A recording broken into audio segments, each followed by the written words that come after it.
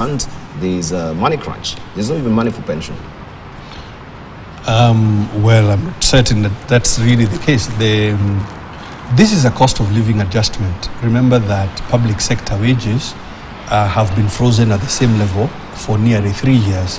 During that period of time, the cost of living, if you just take electricity alone, if you're a small consumer of 50 units or below, your cost has gone up 65% just in the last 12 months.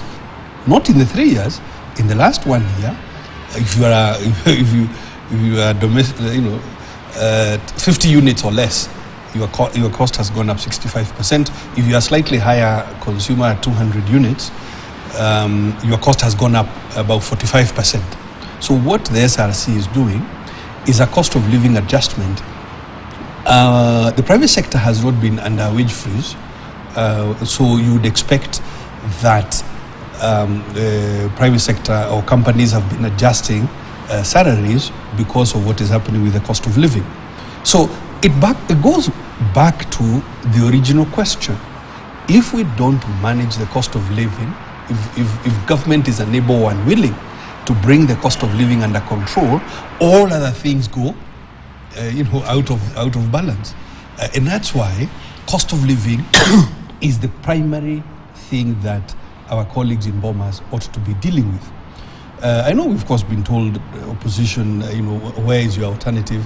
What ourselves would have done is reduce the budget, balance the budget as the primary method of managing the cost of living, because it allows us to tax less, it allows us to borrow less, and those are the kinds of things that need to be done by any serious government that is interested. As I said, you cannot intimidate inflation or talk it down.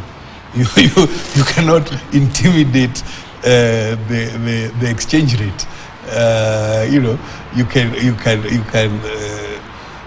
You can run circles perhaps around your opponent, but you cannot force the exchange rate to go in the direction against the fundamentals. So personally, I do not agree with those who are, say, critical of this adjustment, cost of living adjustment for public servants. I think they do deserve it.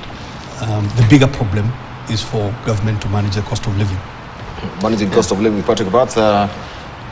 I want to sort of go back a little bit about the principles of doing salary adjustments in a nation.